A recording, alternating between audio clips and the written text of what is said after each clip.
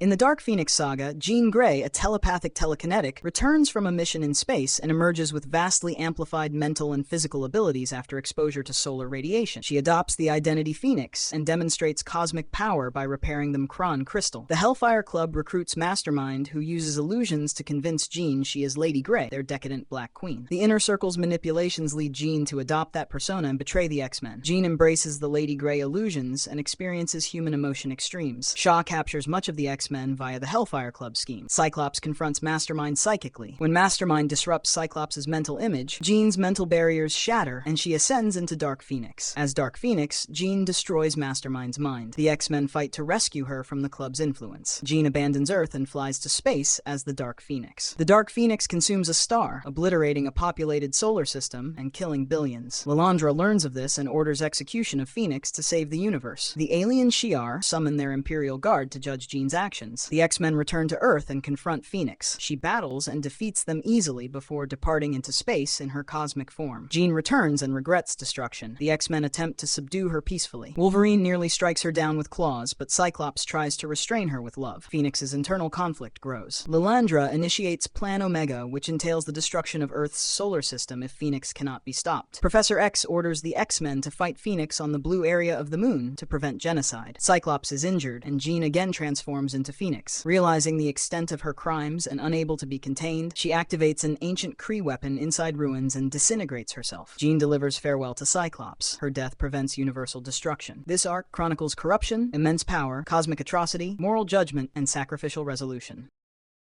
The Days of Future Past storyline alternates between two distinct timelines, one set in an oppressive 2013 dominated by mutant-hunting Sentinels, and another in 1980 during a pivotal moment in mutant-human relations. In the future year 2013, mutant-hunting Sentinels have seized control of North America and enforce mutant internment camps. Remaining mutants wear power-nullifying inhibitor collars. Many mutants and superhumans are dead. To alter this future, Rachel Summers, daughter of Cyclops and Jean Grey in that timeline, uses her psychic power to project Kate Pryde's consciousness back into her younger self, Kitty Pryde, in 1980. Kate appears in Kitty's body during a training session in the X-Men's Danger Room at Xavier's School for Gifted Youngsters. Kitty is surprised, nearly crushed by traps, but she phases through successfully. She then collapses and reveals to the team that she is the adult Kate from the future, and must prevent a critical event, the assassination of Senator Robert Kelly, a mutant critical political figure, along with Charles Xavier and Moira MacTaggart during a Senate hearing. At the Senate hearing, the new Brotherhood of Evil Mutants, led by Mystique, a shape-shifting mutant, ambush Kelly and their targets. The X-Men confront them. Wolverine nearly strikes Pyro, but is restrained. Xavier and MacTaggart are abducted by Mystique, disguised as security. Kitty disrupts Destiny's aim with a crossbow, saving Kelly's life. After the confrontation, Rachel's psychic influence returns Kate's mind to her original future body, and present Kitty resumes normal life, unaware of the interim period. In future frames, the altered present remains unresolved. The 2013 reality the survivors come from may still exist, or may have created a branching timeline rather than erased itself. Sentinels continue their advance, and the fate of mutant kind remains uncertain at the arc's end. The story does not show post-mission future, only implies possible change or divergence.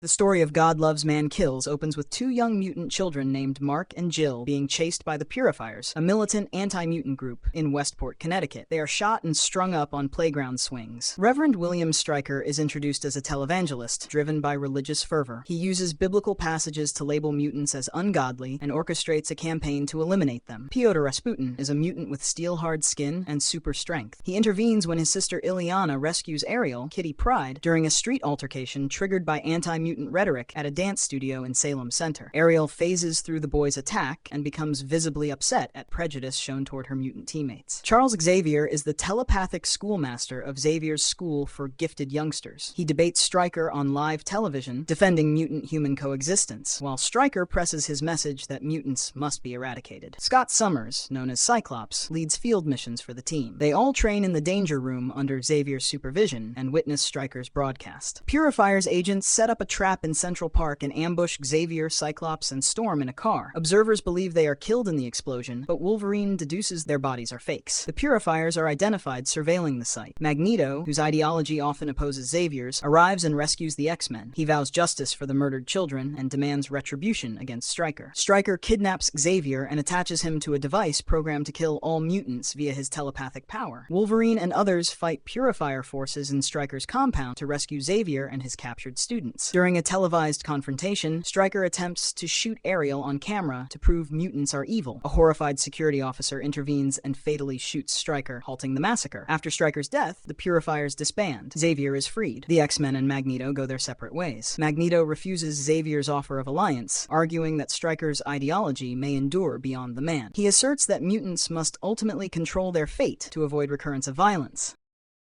The Mutant Massacre arc begins as the Marauders, a team of mutant assassins hired by Mr. Sinister to slaughter the Morlocks, a community of mutants living underground beneath New York, track a Morlock named Tommy from Los Angeles to New York, then begin a mass killing of hundreds of Morlocks in the tunnels below Manhattan. The Marauders strike first in silhouette, launching the massacre without warning, while X-Factor and X-Men characters hear vague alarms before full conflict begins. The Marauders' full identities appear and the attack intensifies. Angel, a mutant with feathered wings, is impaled by Harpoon and left crucified. Colossus, Nightcrawler, and Shadowcat suffer severe injuries in rescue efforts. The Marauders strike again, and Sabretooth follows Wolverine back to the X-Mansion. Sabretooth destroys Cerebro and is confronted by the newly joined Psylocke, a psychic-wielding mutant. Psylocke scans Sabretooth mentally and uncovers the existence of their employer, Mr. Sinister, though he remains unseen. Wolverine chases Sabretooth into the water, and X-Men begin to rebuild from the massacre trauma. This arc depicts a brutal assault that devastates the underground mutant community, gravely injures the heroes, and exposes a larger hidden threat manipulating events. In the Inferno event, strange magical energy starts to appear in New York City. The Goblin Queen transformation of Madeline Pryor, a woman formerly married to Cyclops and mother of Nathan Christopher Summers, initiates demonic chaos in Manhattan as limbo gates open and demons flood into the city from Limbo, the native realm of demon lords Nastir and Sim. Madeline becomes the Goblin Queen, a demonic persona corrupted by Nastir to regain custody of her son. Simultaneously, Ileana Rasputin, a mutant teleporting sorceress sister to Colossus, fully becomes the Dark Child after striking a deal with Nastir to gain power, but is betrayed when Sim seizes her soul, enabling a larger portal invasion. The X-Men and X-Factor combine forces to rescue Nathan and prevent further demonic incursion. Clashes erupt between members loyal to Cyclops and those loyal to Jean. Madeline's power peaks in a large demonic assault. X-Men and X-Factor confront demon-possessed humans and Marauders under Sinister's influence. Psylocke links mental energies with Jean Grey to journey through memory and psychic landscapes. The combined mutant teams infiltrate Sinister's base at the remains of the X-Mansion. They battle demonic Marauders and Malice, a corrupted form of Polaris. The mansion is destroyed during combat. Jean Grey struggles internally with Madeline's psyche and Phoenix Remnant as Sinister attempts to erase her identity. At the conclusion, Jean Grey rejects memory erasure and defeats Madeline's corrupted persona, freeing Nathan Christopher Summers. Madeline dies in the psychic conflict. Sinister retreats from the ruins. The mutant refugees regroup, mourning Madeline and considering the future. The arc culminates in a demonic siege that unites scattered mutant teams and leaves the survivors to recover in the aftermath. In Fatal Attractions, Magneto returns after presumed death and commands electromagnetic forces aboard his orbital base Avalon. He gathers his followers, the Acolytes, to launch attacks on humans and global infrastructure. The event begins with the Acolytes' first assaults, and Colossus's abandonment of the X-Men for the Acolytes. The X-Men discover Magneto has unleashed a massive electromagnetic pulse from Avalon, causing power outages worldwide. They attempt a rescue mission aboard Avalon alongside allies such as S.H.I.E.L.D. and government forces. Magneto strips Wolverine of his adamantium skeleton using magnetic power. Wolverine is critically injured. A major psychic showdown looms between Magneto and Professor Xavier aboard Avalon. Wolverine recovers from adamantium removal. Friends and teammates assist his healing while the final confrontation builds. Magneto lies unconscious after Professor Xavier executes a mind lobotomy that erases his awareness. Xavier narrowly avoids moral collapse. The X-teams reassemble to assess loss, including Colossus's betrayal and Wolverine's trauma. Fatal Attractions restructures mutant-human conflict by showing the moral extremities of both sides, fractures the unity among heroes through Colossus's defection, and marks significant status changes. Wolverine survives without adamantium, and Magneto is rendered comatose.